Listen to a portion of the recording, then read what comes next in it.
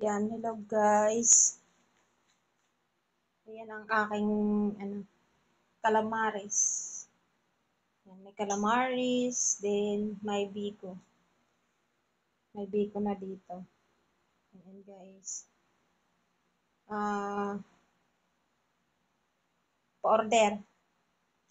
Yan guys, niluto ko siya. Madali lang pala siyang lutuin yung calamares. Yan guys, ang aking niluto, calamares.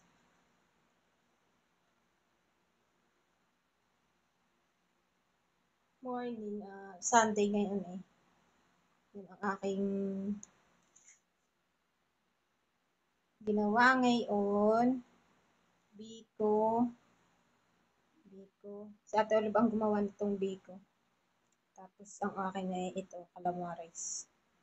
Kala ko dati ang hirap gawin itong calamares. Ay, ang dali lang pala. And masarap din siya guys. Ang aking calamares. Ito ay sa kaibigan ko. Sa kaibigan namin. Day off niya. Kaya nakisuyo lang. Hinihelp namin siyang magluto. Para sa kanyang asawa. Guys. Ang bango-bango ng aking nilutong calamares.